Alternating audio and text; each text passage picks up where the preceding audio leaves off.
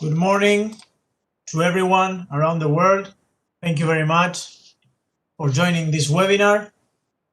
Buenos días, buenas tardes, buenas noches, bonjour. These are our three official languages here in ISA. Today I have the honor of presenting Pramod and Nicole. These are our institutional partners from Ecoschools, and they were very kind to give today's webinar about sustainable consumption. Let me present them. Mr. Pramod Kumar Sharma is the Senior Director of Education at FEE since 2018. He's responsible for FEE's Education Division, consisting of the programs Ecoschools Learning About Forests and Young Reporters from the Environment. Previously, he worked with FEE's member in India, Center for Environment Education, where, among other responsibilities, he directed the Ecoschool program in India. And Mrs. Nicole Andreu is the International Coordinator of Education at FEE. She has worked with the Ecoschools program and its implementation in 68 countries. Currently, she manages the Learning About Forest programs focusing on outdoor education and specializes in course development and coordinates international schools. So thank you very much, Nicole and Pramod. And well, I put there in the YouTube channel menti.com with the code for you to share from where you are.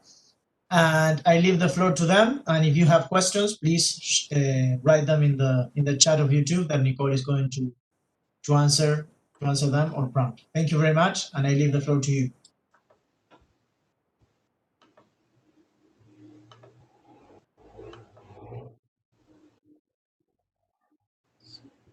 Good afternoon and namaskar. I'm Pramod and happy to be with you all. Hi, my name is Nicole. I guess I'll be starting with this presentation soon. So we're very happy to have you with us today, where we're going to be addressing the topic of sustainable consumption and how you can work towards it within your schools. We really want you to participate in this presentation. So if we can just change the slide, we can show you how to. I changed the slide, you can see it? No, it's still stuck on the first. Now? You see it now? Yeah, now I can see it.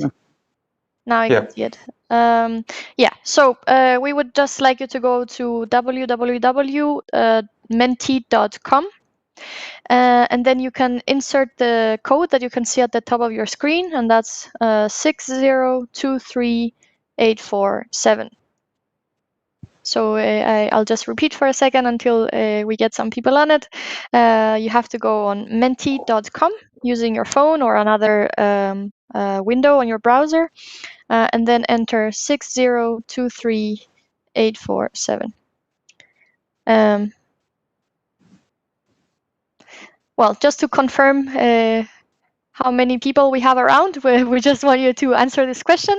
We want to know where you come from. We also want to know, who's in here in this room with us.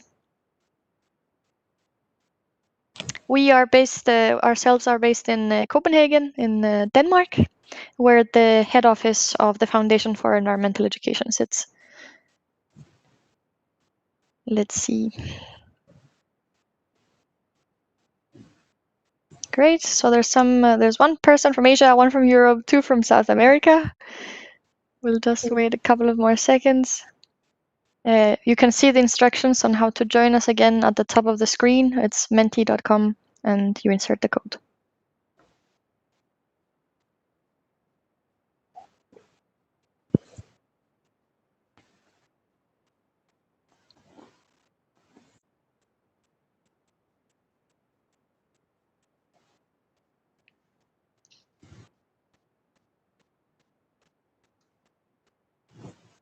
Perhaps we can continue, Pramod, if you, or unless you want to give a couple of more minutes.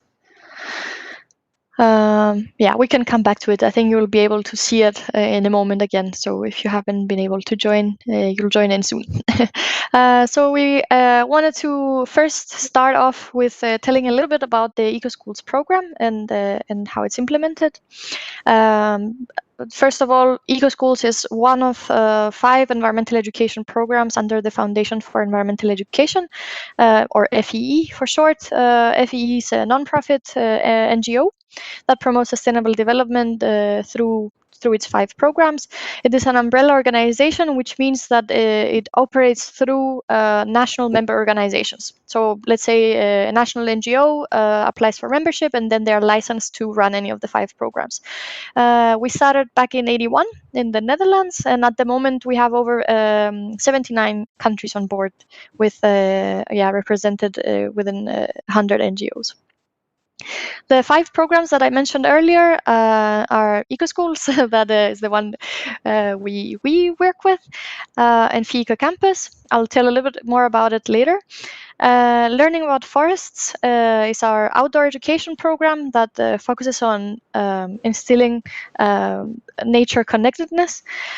Young Reporters for the Environment, or YRE, is our youth leadership program promoting journalistic skills. And then the 2 on the right side, Blue Flag and Green Key, these are our 2 eco labels. Blue Flag promotes environmental coastal management, and it's an eco label for beaches, marinas, and tourism operators. And Green Key is an eco label in the hospitality industry, so it awards different types of accommodation. So Ecoschools, we wanted to give you a little bit of stats and figures. We know that some of you here today are Ecoschools, and if you're not, we would like you to see where we reach out. So today we reach about 19.6 million students in over 59,000 schools around the world. There's 68 countries implementing Ecoschools. However, international schools in countries where we don't have a member organization can also join us through the head office, so through us. So you can here also see on the map more or less where we are at the moment. We did start in Denmark back in '92, and we're slowly kind of spreading out of Europe and globally. I said I wanted to go a little bit further into the Ecoschools program and its pedagogy. So it is based on a 7-step methodology, starting with forming an eco committee, which means that students, teachers, parents, school management come together and form an eco committee. And this eco committee has to be 50% students to also ensure that the students are always represented and they have like the louder voice, let's say. The next step would be to carry out an environmental review, or a sustainability audit, as we call it today, where they identify the baselines across different subjects. Then once they do that, they also need to see how they make linkages to the curriculum. So there's a curriculum audit taking place to see how these environmental or social topics can be addressed within the formal curriculum. And an action plan is developed where the main focus areas are addressed. So once students have done the environmental review, then they identify which are the core areas that need most attention and make an action plan around it. This action plan, of course, is monitored and evaluated throughout the Ecoschools process to also address any challenges and promote successes. And then students, I guess that's also kind of a cross-cutting step, informing and involving, where the eco committee has to make sure that the entire school population is informed about the activities and they know how to get involved, and they promote the program in the local community. The final step, which we also refer to as the synthesis of the learning process, is producing an eco-code. An eco-code could be anything from a poem, a song, a slogan, a poster, and the like, which ultimately, let's say, expresses the commitment that the Eco Committee makes to sustainability and to the Ecoschools program. So now diving a little bit more into the topic, and I'll hand over to Pramod using Mentimeter again, and you can again see how to do that at the top, menti.com from your phone or another window. You enter the code, and we want you to tell us one word that comes to your mind when you think of responsible or sustainable consumption. We have the first entry already, that's environment.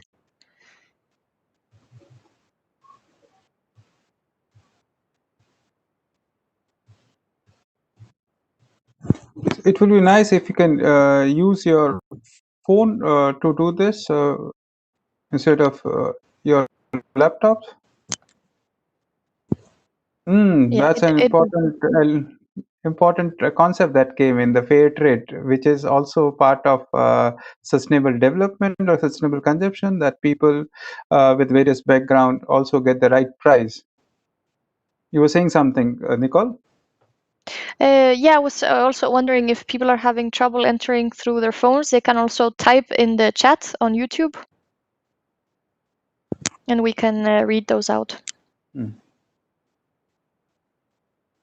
Global is another word that has come out in terms of, yes, sustainable consumption. And when we talk about sustainability, we have to think of something which is global and linked to the world. Community, yes, we need to participate and engage and integrate with it. Circular economy has come twice with a little bit of different spelling. Interesting, amazing.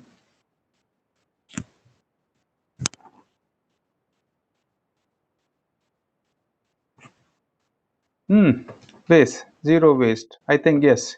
Consumption also means that after the service or the product is consumed, we don't produce waste, and then which continues to harm the environment. And it's also, zero waste is an important concept within the circular economy as the concept which is now becoming a strong sustainability initiative. Development, yes. Ultimately, it is all about how we develop as a society, as countries, as communities, or within that different areas, which is about human development, economic development, social development, and all those aspects of development that are there.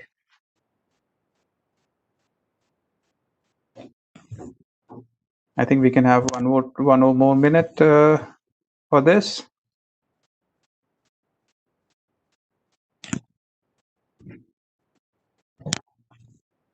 In the meantime, since more people have now joined, it would be nice to see if you can type in the chat on YouTube where you come from, which school you're representing, or from which country you are.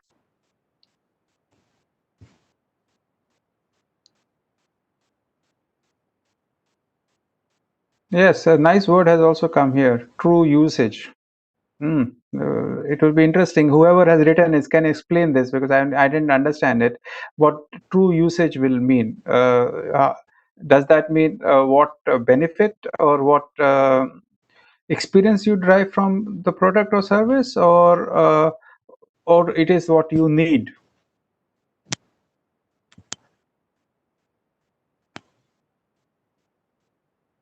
Okay, we move to the next slide. So the word sustainable development was first defined officially in 1987 as part of the discussion that was happening, and then was formally put before the world by United Nations in 1992 at the Rio Earth Summit. The concept basically has a definition, which is development that meets the need of the present without compromising ability of future generation to meet their own needs. So in context of sustainable consumption, it is basically consuming now in such a way that we are able to provide for the future generation to be able to have similar level of consumption or quality of life. So there is an element of now, which is how we behave now, but then also intergenerational responsibility, intergenerational learning, that we need to see that the future is also secure, not for just humans, but all life forms on this planet Earth. And thank you. I see a lot of hearts coming up and liking the definition. Sustainable consumption, if you look at from the Sustainable Development Goals perspective, it is part of the SDG 12, which is responsible consumption and production. So the word responsible is basically is that how do we consume and produce. So the consumption and production, if you look at it, it is at our level as consumer, as citizen or individual, but it is also at the industry level or any level that the production and consumption happens. It could be about production, it could be about services, and you see a lot of symbols within the diagram. First is what we talk about circular economy, second is about thinking of one planet, waste management, how do we consume and then dispose of our waste. So you see two pictures. I have taken this picture, these are around 7 or 8 year old pictures, where an American photographer, Peter Menzel, went around the world and he documented most basic human behavior, which is as any animal or any life form that lives on this earth, which is what we eat. And the concept was simple. He put before the entire family what they consume during 1 week. And on the left, you see a picture of an American family, and on the right, you see a picture of refugees in a camp in Africa. You can find more about this in the Time magazine, and you can find that there are pictures from all around the world and many countries apart from this. So the question is that which one is sustainable? Option 1 is sustainable or option 2 is sustainable?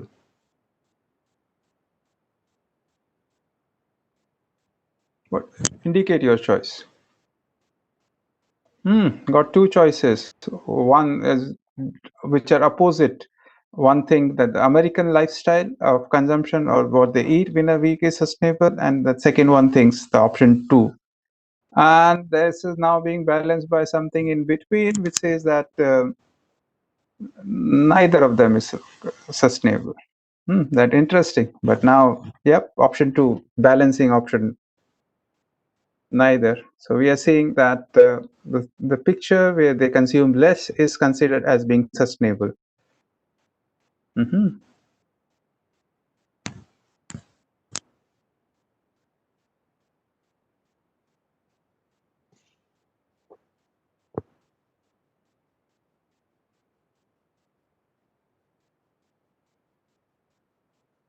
Would like to have more responses? You can go to menti.com and then use the code 6023847. Use your smartphone to then record your response to this. So out of the 12 that we have got, 7 think that option 2 is sustainable. 5 think neither of them. But there is one person who thinks American lifestyle, which is quality of life, indicated by what they consume, is sustainable. We got 13 responses. Great. I will give 1 more minute to this. So you can go to menti.com and use code 6023847 to record your response.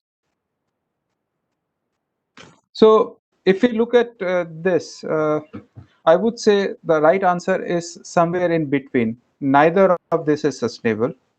And we'll talk about why. Because one is consuming more than what Earth can produce, and most of the thing is also not healthy. And option 2 is abject poverty. So which is basically they're not able to meet their basic needs or what they need as part of their own consumption or what the quality of life. And for that reason, you see malnourished children living in poverty and in very deplorable conditions. So let's see, how many pairs of footwear are you think are enough? Footwear basically shoes, slippers, or anything you think is enough for anybody to wear or have. Okay, somebody says 2, somebody is saying 3, somebody is saying 4. Okay, 2, 3, 4. Nobody think that we should have one for every day of the working week, or Monday to Saturday, and change it, or we need for different occasion dresses or different cultures. For winter we need different shoes. For summers we need several. For going to beach we need something different. Or to go to a formal occasion we need something different. 6, 3, 4. So maximum options around 3 and 4. There are, I think, total 14 people who have been using the menti.com using the code 6023847. One more person saying 2. 2 people saying 2. 5% saying 3. So most of the people think that having 3 pairs of shoes is, or footwear, shoes or whatever footwear that you use, is enough, kind of thing. It would be interesting to know what kind of footwear you're thinking. But then there are still 2 people who think that you need one for every day from Monday to Saturday, and then you can stay home on Sunday without any footwear. We got in total 13 responses. Okay, let's see how many you have. Let's say ask so how many you have, kind of thing.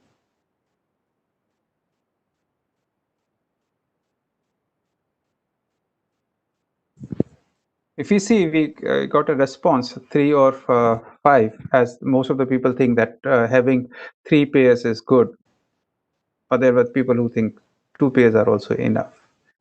But then what we are seeing, most of the people think that don't think they have 5 to 8 pairs of shoes.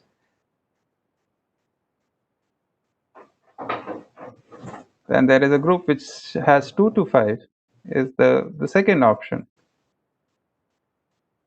I would like to take back to the first slide that when we looked at it, we thought that best option, most of the people thought that 3 pairs are enough.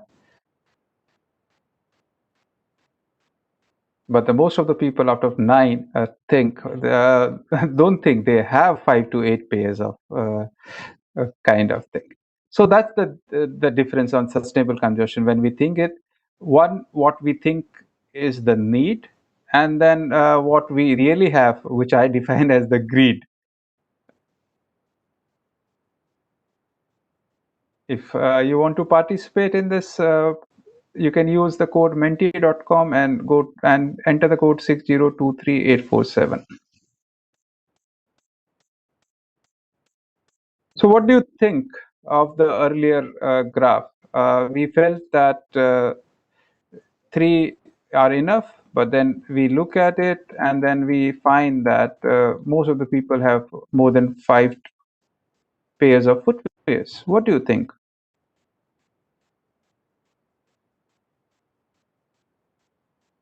You can type in your response.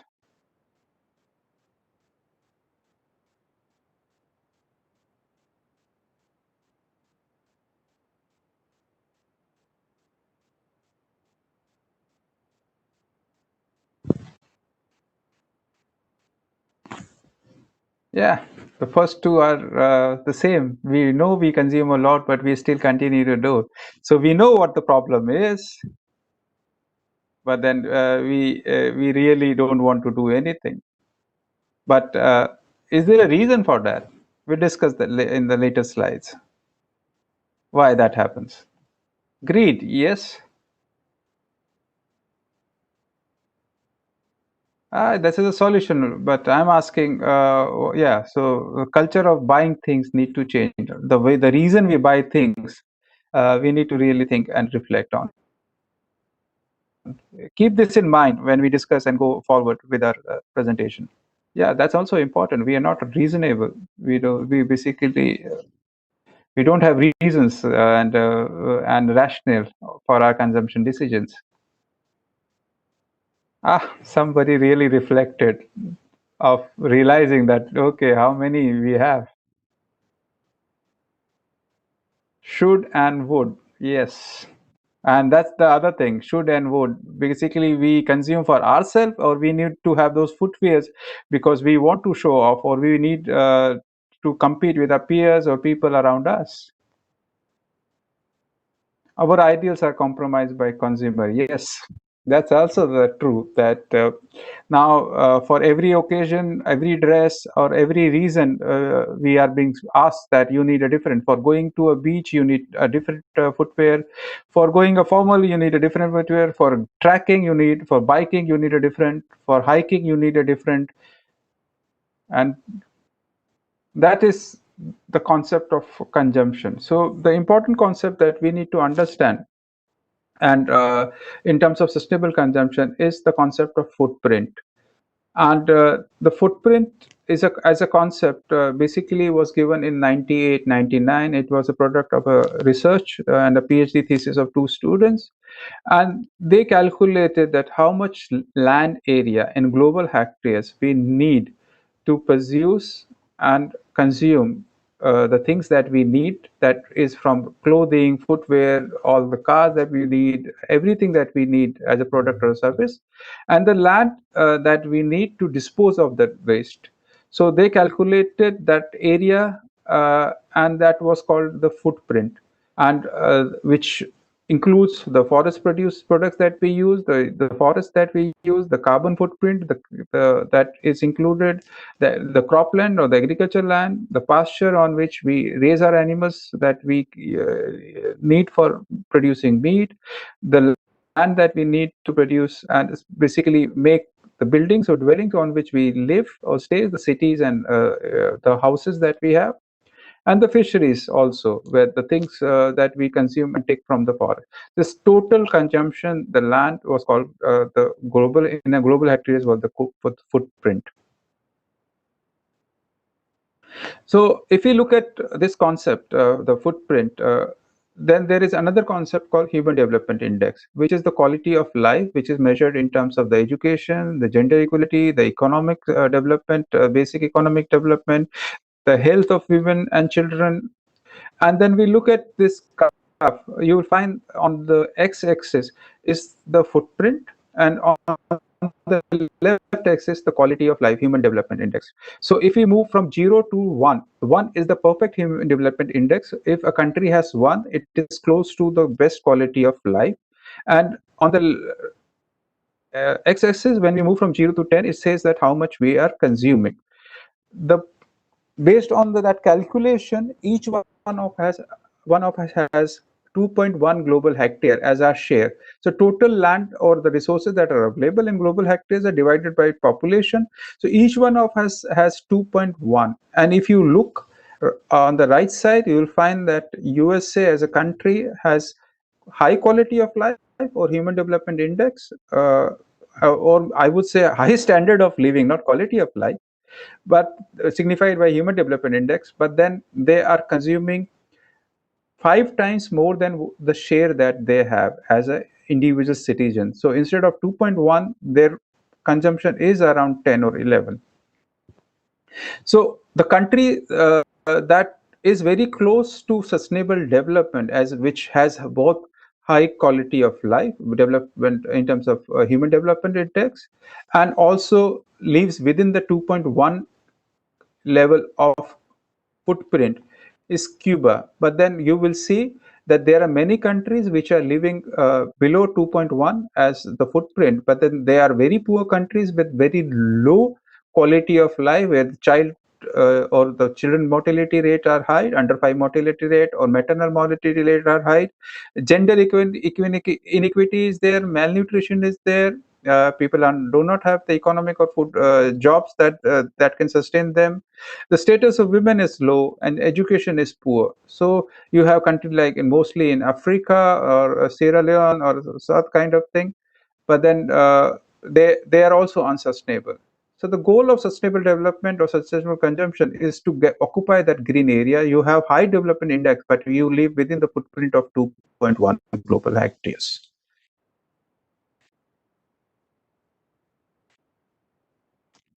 The question is, when I asked also in the context of footwear, the difference between what we think and what really we have. And I'm sure many would have been surprised when they said that, okay, 3 footwears are enough. But then you look at how much you have and you realize that you had more than 5 or 8 footwears.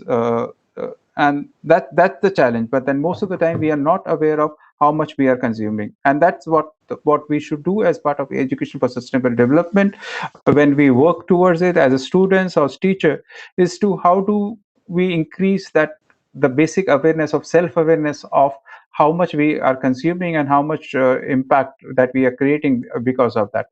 To start any awareness or education, just knowing that okay, consume less or consume responsibly is one slogan, but then how do we act on it? But then to act, you need to have that metrics of figures. For that, you need to get aware of how much you are consuming as an individual. So let's ask a question. How much water do you think you use in a day? Just think, put a number to whatever you think is the number of. So that the first person says that he or she consumes less than 20 liters of water in a day. Yeah, that's good. Let's see what others have to say. Okay, there are 4 people and 2 says less than 20 liters, and then there are 2 who are saying that 21 to.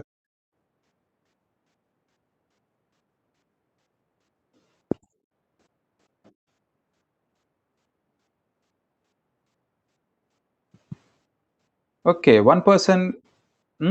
Wow, that's too much. 51 to 100 liters. There are 2 people who are saying 51 to 100 liters.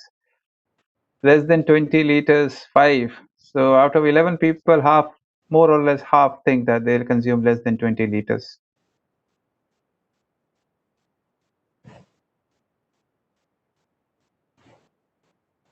Okay, out of 13, still 14, half are thinking less than 20 liters. Others who are watching this presentation on YouTube, you can also join in. Just enter use your smartphone, go to your Google Chrome or any Chrome that any Explorer that you use.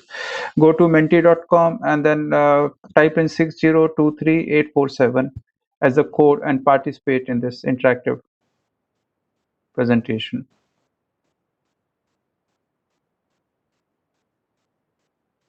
So out of the 14 people, at least half think that they use less than 20 liters. Okay, let's revisit this question. Did you add the water that you use to take a bath or shower? Did you include water that you use you use after flushing during the day?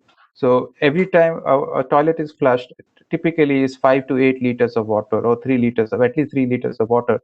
Depends on different part of the world where it is located and kind of flush. But a normal flush is 3 to 8 liters of water. You use water for your brushing. Then you use water for washing your clothes. Just if you wash twice or thrice, you do your laundry, just think how much it would have used in terms of buckets. A common small bucket would be 20 liters or 15 liters. Then you use water for your gardens. Use water for cleaning your house, washing your car or things like that. Then you use waters to cook, and then you use water to dishwashing. Most of you would have just thought that you use water for drinking, and that 20 liters have come because of that. I'm again repeating, just ask yourself when we ask this question that did you add water used for bathing or shower, flushing your toilets after use, and then brushing, washing your clothes, garden, cleaning your house, your sharing, cooking and dishwashing, drinking, and then there would be many other uses of water that happens. Now let's ask the question again. How much water do you think you use in a day?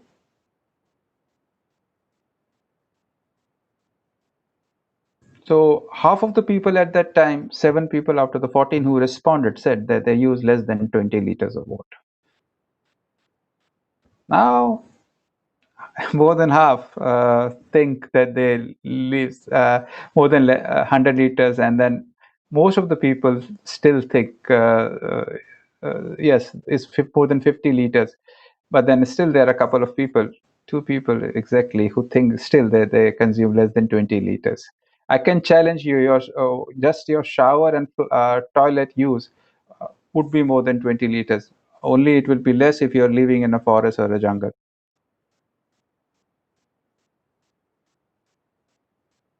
So yes, so you see the change in the graph.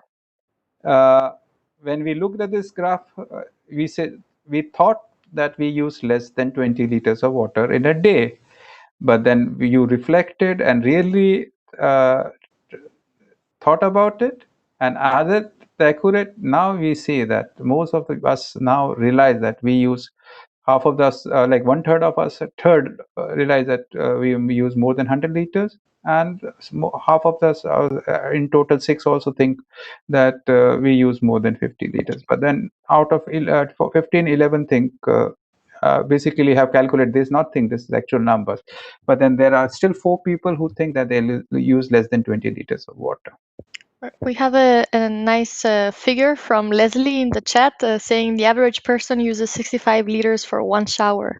Yes, thank you, Leslie. And that's the reality. That's the kind of thing. And most of the urban cities supply and consume more than 100 liters water a day, more. And then the cities like Copenhagen, which are reducing their consumption and wastage, there is also. And then the estimate by the World Health Organization is, and by the design and everything, is that every person or average person in a city uses 150 liters of water a day. Out of that, 50% would be just going to toilets and use in toilets for flushing, because one of the reason is that it is required for maintenance of the sewage system, basically the waste that is produced, and then which needs to be taken to the treatment center through those pipes. If that water is not there, then those functions or systems won't work. So the first step of sustainable consumption is basically knowing how much you consume and reflecting on how much your consumption is. And then only you can talk about and educate others. And in terms of education also, when you are creating awareness, this is what we should be looking at, realizing and making people aware that how much water we should be, how much we consume as such. And water is a very common example which we can always relate to. And now I'm adding the difficult part. That was a direct water use, but then we used indirect water in a big way, and that's called virtual water or invisible water. For example, one half a liter bottle of Coke, half a liter of Coke uses 175 liters of water. So first consumption is individual consumption, but when you produce and consume goods, it also requires water. So one half a liter of Coke means 175 liters of water. What for? For cleaning, producing the glass bottle, the sugar that is required, the concentrate, then transport that requires, it consumes that much. And if you look at the graph on the left, you will see that each coffee that you consume has already produced, consumed, or has used 35 liters of water, which from production of the beans, the milk, and then transporting it, and then putting it in your cup. Similarly, if you look at it, a glass of wine is 120 liters. A glass of juice is 190 liters. And you will see that a hamburger or a Big Mac that you like and enjoy, it consumes or 2,400 liters of water to produce. So one challenge of water on this planet is the wastage and the consumption that is there at direct as individual, but then indirect consumption and the waste. So when you don't like a slice of bread and you throw it away, you're wasting or throwing away 40 liters of water along with it. If you don't like a tomato and you think that it's basically become a softer and you would like to have a fresh tomato, by throwing it in the bin, you're throwing along with the tomato 13 liters of water. If you think and waste an apple, it is 70 liters of water. So this is an indirect consumption, and you'll find that anything which has like animal origin, meat, milk, has a higher water footprint or virtual water. So when we look at water in that sense, we will have to look at the way we consume and produce things, and then the kind of resources that are used. I have taken example of water, but that all these things are also use energy, which is mainly from carbon sources or fossil fuel, which then creates the problem of carbon emission and then climate change as more and more CO2 is produced and then concentrated in that nature or the atmosphere that we live in. Then the other concept of this is the which they try to say that how much we have and how much we consume in a year. And this sorry, 22nd August, we use all the things we have for this year. So all the resources that we should have used during the year were exhausted on 22nd August of 2020. This was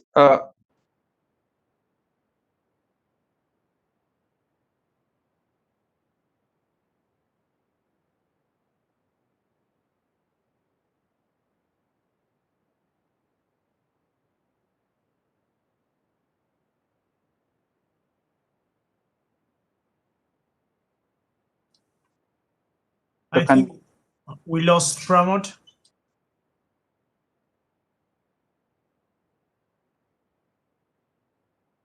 consumption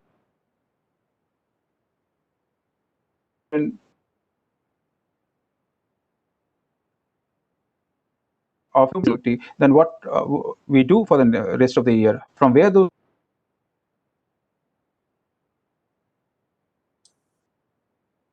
Pramod, I think you are having problems with your internet because we are not hearing you very well.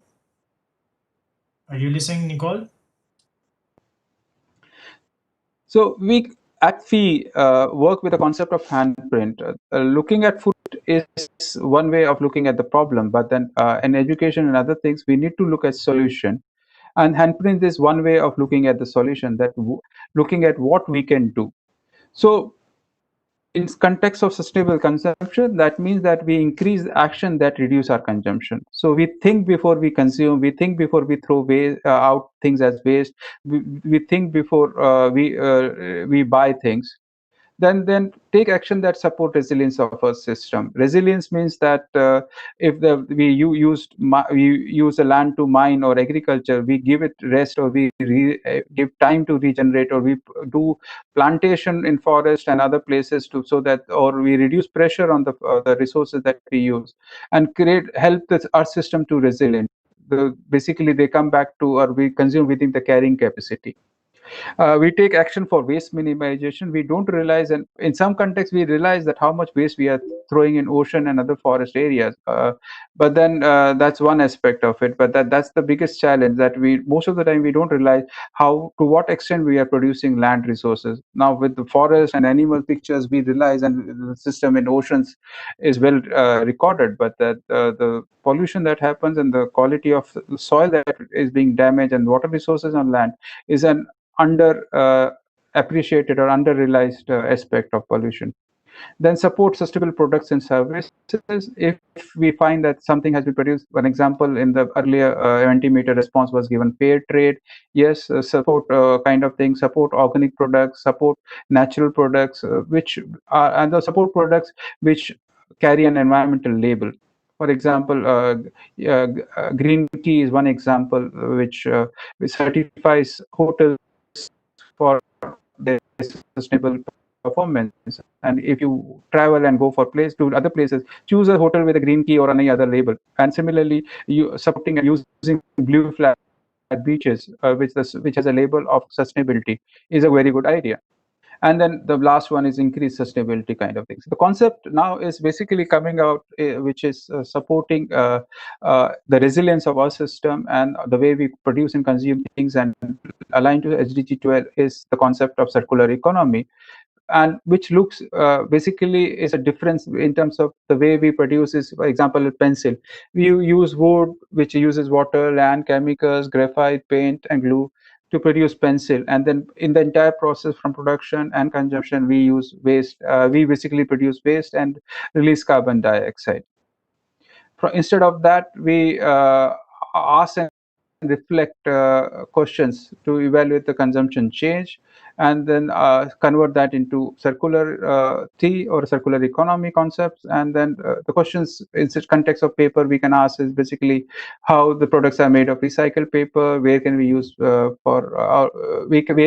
paper use be reduced or eliminated, do those products have a sustainability label? For example, for paper products have FSC label. What can we do with used book? Can we pass it to the next batch of students instead of encouraging them to buy a new one, or increasing the shared products or shared services? And how and where, if we cannot do anything, how we can reuse the paper and safely dispose of? And it is important to realize the power of consumers. For these two examples of earlier this year and the last year gives you how the companies that produce goods think, and if they are produced basically forced by consumers or encouraged by consumers, they will change.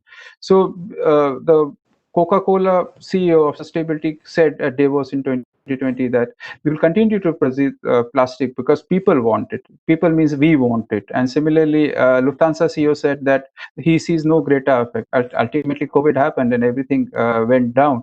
But ultimately, what they are trying to say is that as consumers, we are not showing or driving the change, which can force the companies to reflect on how they produce things and basically encourages to consume through advertising. And to increase and support circular economy, started basically the first step is saying no to things that we don't need or that are not built on the principles of sustainability, or reducing their use if we cannot.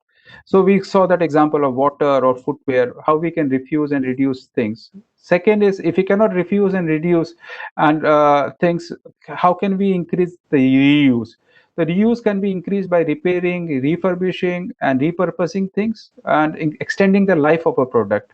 And think of, if you use, for example, if you want to or have to use a footwear for only a day, can you borrow it? Can you share it? Can you rent it instead of buying it and then just using it for a day and it's lying in your closet or under your bed for life until you use it and remember it after 2-3 years? If you cannot refuse and reduce or reuse a thing, look at recycle and recover. Recycled materials such as metal, paper, plastic, and are an important value chain that has been now created in most of the places.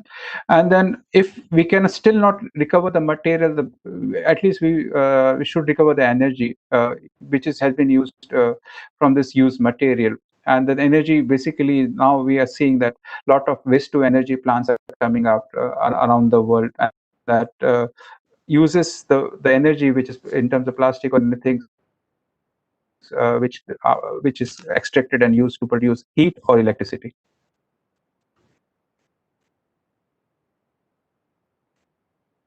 So these are some 3 examples that this is how we can advance circular economy in a school system. So by extending the life of a product, share things, pass it on. Book is an example, library is an example, and passing on the books to the next level batch of students. That increases the life of a product. Look at products which are made from alternative materials or sustainable materials. And then there are ways, for example, LookArt, which is supporting us in a circular economy education project called Ecoschools project advancing circular economy by basically recycling carton, separating the different material that are used in carton, and then making products out of that, and the cycle continues. So simple, refuse, reduce, reuse, and then recycle. So think in terms of solution, move from a footprint to an handprint, and that can be basically look at the problem and then look at the solution, that what positive action we can take. So first I would like to again highlight, be self-aware, and self-aware is know why a thing is wasted, how much of it I am consuming, how can I reduce my consumption, address the why, start with not preach, don't tell any others to change, but we start with yourself. And then be aware of the cost over the life cycle of the product. That's an important. The product is just not the price that you pay. There is an environmental cost which is most of the time is not built into that product. So we don't pay for the degradation that has happened in some other part of the world, and then we don't pay for the environmental and the health impacts in when it is recycled or repurposed in some poor part of the world. For example, plastic recycling is one example of that. And then make energy efficiency critical criteria to purchase electrical goods. Look at their performance star ratings. And then when we look at our consumption of food, that's 2 billion people globally are overweight or obese. We can solve that problem. Be aware about nutrition and choose healthy food stuff. So we have a footprint problem, and we can look at what actions we can do. So let me know what one takeaway from today that you take from this session.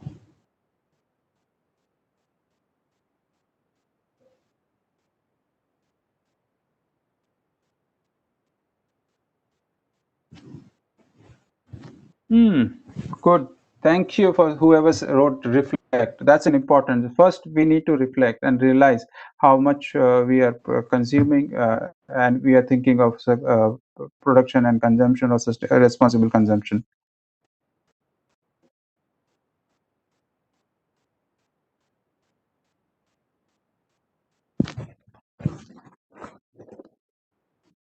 We consume much more than we need. That's a good realization. That also ties up with reflection, circular economy. Thank you for saying that.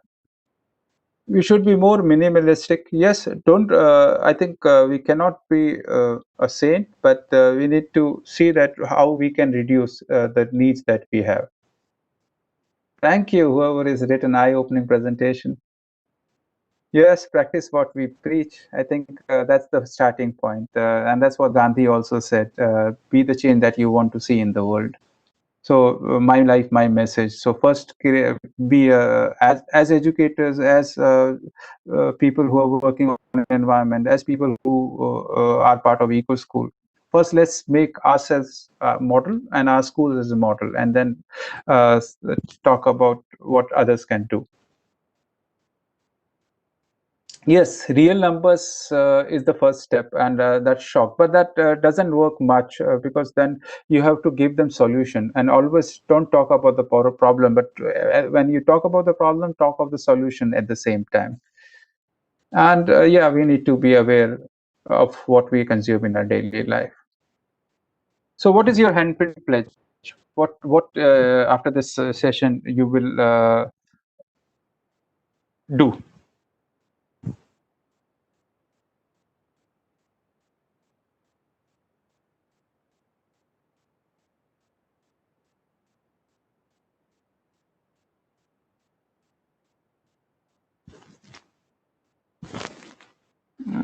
Too many things I do need. That's too much. Reduce the use of water, recycle more plastic. Yes, that's another way of thinking.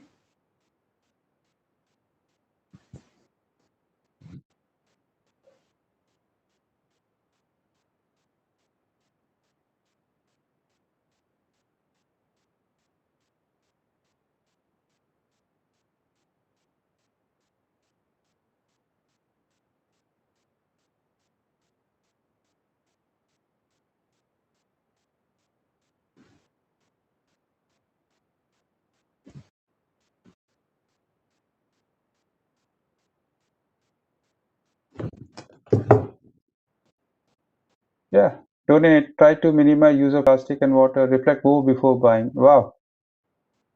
Ask, do I really need it? That's the same question. Think before throwing things in the trash. Yes, we can repurpose, we can repair, we can reuse, we can refurbish. In many places, you will realize that people change their furniture every 3 or 4 years. Why? Because they get bored.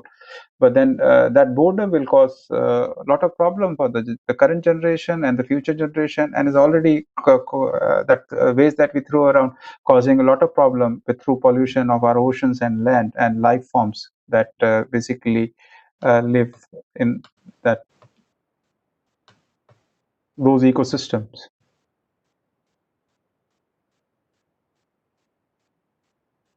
So you can connect with us on Facebook, Instagram, and also sign up for our newsletter. And thank you for listening to us. And if there are any questions, Nicole, I'm happy to answer them. I'm checking the chat now. There are some comments. Maybe someone said that they would like to educate their children about proper use of materials. More like no, a comment. Like. yeah, it was more like a comment. No I have a questions. question. Please. Pramod. Yes. How would you encourage kids, or because I think today our kids or our students teach us more to recycle and reduce and also consume less than we adults can teach to them. How can we make, for example, what Greta Thunberg did, that how can we make them the protagonist of this change? How can we encourage them to do that? That's what we try to do through Ecoschools program, is basically provide them the skills to be able to convince others and then act. So agency, what I call the agency, which is the ability to act and take action, is an important element. So what research is also saying, knowledge is one part of it, but then taking action is not related to knowledge. As adults, you are also saying we know everything, but to the extent what we act on is a very little kind of thing. So, and then yes, as adults, we need to support them. We need to provide them that encouragement that they need. And that is the basis of, or the complete philosophy of focusing on children, because when we are able to change those behaviors early, they are for life, compared to our generation, which was spoiled with the abundance of resources and materials, and didn't really anticipate what problems we are creating in that process. So and then other thing that I think we should do and children should do is, they are very good at using social media. They should talk about more about their action they are doing, and basically create more awareness among us adults, that if the children are doing, like Greta has created more awareness than anybody else on climate change issues. So they have a lot of power. They need to realize that, and they can use different media, especially social media, to drive change. There is one question by Jaime. What do you do in a country that is not providing education and facilities for recycling? Basically, look at the material and segregate and see. First, I said in that order, refuse materials that cannot be recycled, or that cannot basically that can create waste. Look at your bin and just look at that. Okay, how can I reduce the weight or the amount of waste in that bin? So I start refusing products that uses material that is of single use or produces a lot of waste.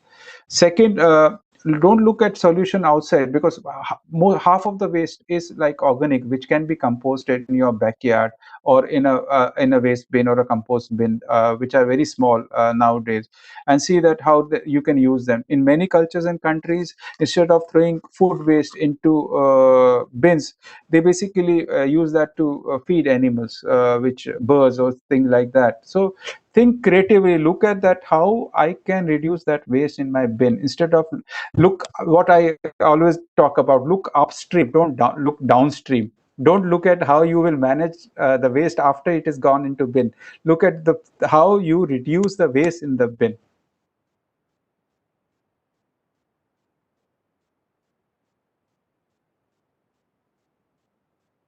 Thank you, Nicole and Pramod, for this amazing webinar and for making us reflect.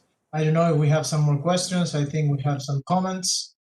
There is actually a nice comment, the very last one from Clarissa.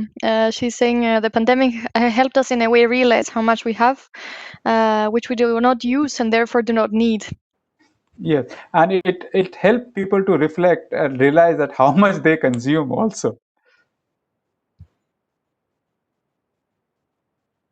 Thank you both. If you want to give some closing words, thank you very much, and hope to see you soon in other webinars. Thank you. And we will be happy to engage with teachers and other schools in different ways. And please share your stories that can inspire other schools around the world. And we would like to publish them on our website, newsletter, and our social media. Thank you so much, everyone.